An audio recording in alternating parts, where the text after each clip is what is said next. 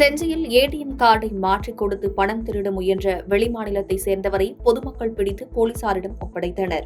விழுப்புரம் மாவட்டம் செஞ்சி திருவண்ணாமலை சாலையில் அமைந்துள்ள தனியார் ஏடிஎம்மில் செஞ்சி பருவதராஜகுல பகுதியைச் சேர்ந்த கீதா செல்வம் தம்பதியினர் பணம் எடுப்பதற்காக வந்துள்ளனர். அப்போது ஏடிஎம்மில் பணம் எடுக்க முயன்றபோது பணம் வராததால் வெளியே செல்ல முற்பட்டுள்ளனர். அப்போது ஏடிஎம் மையத்தில் இருந்த நபர் கீதாவிடம் தான் பணம் எடுத்துக் கொடுப்பதாக கார்டை வாங்கியுள்ளார். ஆனால் பணம் எடுக்க முயன்றும் வரவில்லை என கூறி சமயம் பார்த்து ஏடிஎம் கார்டை மாற்றி கீதாவிடம் கொடுத்துள்ளார்.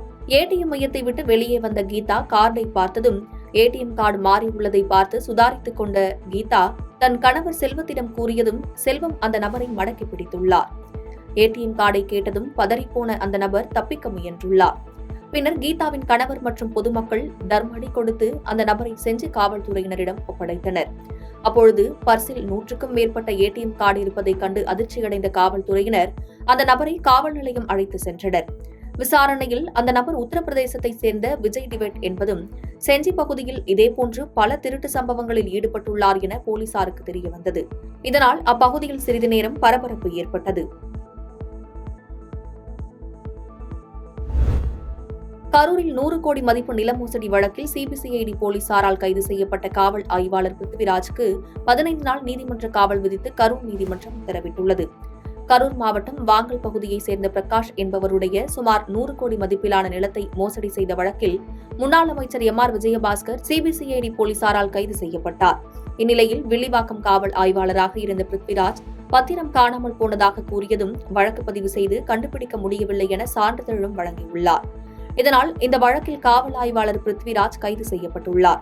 இந்த நிலையில் அவரை கைது செய்த காவல்துறையினர் கரூர் அலுவலகத்தில் வைத்து 8 மணி நேரத்திற்கு மேலாக விசாரணை நடத்தினர். இதனையடுத்து மருத்துவ பரிசோதனை முடித்துவிட்டு கரூர் குற்றவியல் நீதிமன்ற நீதிபதி பரத்குமார் முன்னிலையில் ஆஜர்படுத்திய நிலையில் பிருத்விராஜுக்கு வருகின்ற 31ஆம் தேதி வரை 15 நாட்கள் நீதிமன்ற காவல் விதித்து நீதிபதி உத்தரவிட்டார். அதனைத் தொடர்ந்து சேலம் மத்திய சிறையில் அடைக்க போலீசார் அழைத்து சென்றனர். அரக்கோணம் அருகே பண்ணை பணியாளர் அடித்து கொலை செய்யப்பட்ட வழக்கு தொடர்பாக கிராமிய காவல்துறையினர் 3 பேரை கைது செய்தனர். ராணிப்பேட்டை மாவட்டம் அரக்கோணம் அடுத்த ஓச்சலம் பகுதியில் தனியார் ஹோட்டல் உரிமையாளருக்கு சொந்தமான 50 ஏக்கர் பண்ணை உள்ளது. இதில் சிட்டிபாபு என்பவர் பண்ணை பராமரிப்பு பணிகளுக்காகவும் கணக்காளராகவும் பணி செய்து வந்துள்ளார். இந்நிலையில் நேற்று இரவு சிட்டிபாபு கொலை செய்யப்பட்டதாக காவல்துறையினருக்கு தகவல் கிடைத்துள்ளது. அதன் பேரில் சம்பவ இடத்திற்கு விரைந்து சென்ற காவல்துறையினர் சிட்டிபாபு உடலை கைப்பற்றி பிரேத பரிசோதனைக்காக வேலூர் அடுக்கம்பாறை அரசு மருத்துவமனைக்கு அனுப்பி வைத்தனர். பின்னர் இதுகுறித்து காவல்துறையினர் ரகசியமாக விசாரணை மேற்கொண்டதில் பண்ணையில் பணிபுரிந்து வந்த ஜேசிபி ஓட்டுநர் தசரதனுக்கும் சிட்டிபாபுவுக்கும் கொடுக்கல் வாங்கல் பிரச்சினையில் அடிக்கடி தகராறு ஏற்பட்டு வந்ததாக தெரியவந்துள்ளது. இதனையடுத்து தசரதனை பிடித்த காவல்துறையினர் விசாரணை மேற்கொண்டுள்ளனர். அதில் சிட்டிபாபு, தசரதன், கண்ணதாசன் மற்றும் ரவி ஆகிய 4 பேர் ஒன்றாக மது அருந்திக் கொண்டிருந்த போது தசரதனுக்கும் சிட்டிபாபுவுக்கும் தகராறு வந்ததாகவும் இதனையடுத்து 3 பேரும் சேர்ந்து சிட்டிபாபுவை அடித்து கொலை செய்ததாக தெரியவந்துள்ளது.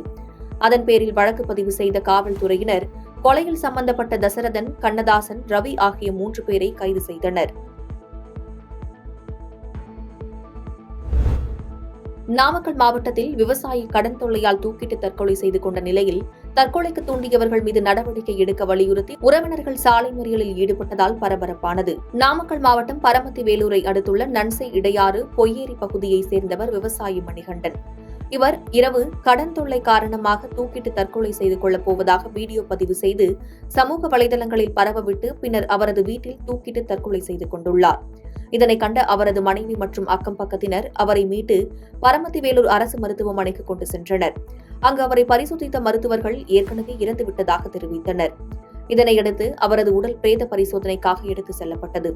இதுகுறித்து மனைவி கொடுத்த புகாரின் பேரில் கணவர் விவசாய தேவைக்காக பவர் டில்லர் வாங்குவதற்கு லட்சுமி சோமசுந்தரம் என்பவரிடம் 3.5 லட்சம் கடன் பெற்று வட்டியினை முறையாக செலுத்தி வந்ததாகவும் கணவரின் பரிந்துரையின் பேரில் வேறு நபர்களுக்கு கடன் பெற்றுக் கொடுத்ததாகவும் அவர்கள் பணம் செலுத்தாததால் அந்த கடனுக்குரிய பணத்தை தன் கணவரிடம் செலுத்த கூறி மிரட்டியதாகவும் கூறியிருந்தார். மேலும் அதற்காக வீட்டை எழுதி வாங்கிக் கொண்டு பணம் கட்ட கோரி மிரட்டியதாகவும் அதனால் மனம் உடைந்த தனது கணவர் மணிகண்டன் தற்கொலை செய்து கொண்டதாகவும் புகார் அளித்துள்ளார். இந்நிலையில் மணிகண்டனிடம் கடனை கேட்டு மிரட்டி தற்கொலைக்கு தூண்டியவர்கள் மீது உடனடியாக நடவடிக்கை எடுக்க கோரி மருத்துவமனை அருகில் அவரது உறவினர்கள் 100க்கும் மேற்பட்டோர் திடீர் சாலை மறியலில் ஈடுபட்டனர். இதனால் போக்குவரத்து பாதிக்கப்பட்டது. இந்த தகவல் அறிந்து சம்பவ இடத்திற்கு வந்த காவல்துறையினர் அவர்களுடன் சமரச பேச்சுவார்த்தையில் ஈடுபட்டு உடனடியாக உரிய நடவடிக்கை எடுக்கப்படும் என உறுதியளித்ததை அடுத்து சாலை மறியலை கைவிட்டு கலைந்து சென்றனர். இதனால் அப்பகுதியில் சிறிது நேரம் பரபரப்பு நிலவியது. திருவண்ணாமலையில் இருவருக்கிடையே ஏற்பட்ட தகராறு குறித்து காவல்துறையினர் நடவடிக்கை எடுக்கவில்லை என குடிமகன் சாலையில் படுத்ததால் 30 நிமிடங்களுக்கு மேலாக போக்குவரத்து பாதிக்கப்பட்டது. திருவண்ணாமலை மாவட்டம் மங்களம் கிராமத்தில் டாஸ்மாக் கடை அருகே மணிமங்கலம் கிராமத்தை சேர்ந்த வேடி என்பவருக்கும் அவரது நண்பருக்கும் தகராறு நடந்ததாக கூறப்படுகிறது. இதுகுறித்து அப்போதே காவல்துறைக்கு தகவல் தெரிவிக்கப்பட்டுள்ளது. இதனைத் தொடர்ந்து காவல்துறையினர் சம்பவ இடத்திற்கு வந்த நிலையில் வேடியின் நண்பர் தப்பி ஓடியுள்ளார். இந்நிலையில் வேடி குடிபோதையில் நண்பர் மீது நடவடிக்கை எடுக்க வலியுறுத்தி அவலூர்பேட்டை திருவண்ணாமலை நெடுஞ்சாலையில் படுத்து போராட்டத்தில் ஈடுபட்டார். இந்த தகவல் அறிந்து விரைந்து வந்த காவல்துறையினர் சாலையில் படுத்திருந்த வேடியினை காவல் நிலையத்திற்கு அழைத்து சென்றனர். குடிபோதையில் சாலையில் படுத்து போராட்டத்தில் ஈடுபட்ட வேடியால் சுமார் 30 நிமிடங்களுக்கு மேலாக போக்குவரத்து பாதிக்கப்பட்டது.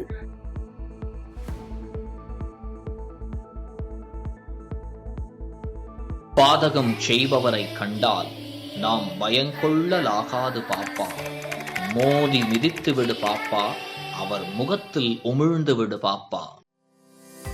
அண்மை செய்திகளை உடனுக்குடன் தெரிந்து கொள்ள இணைந்திருங்கள் இயம்நாடு தொலைக்காட்சியுடன்.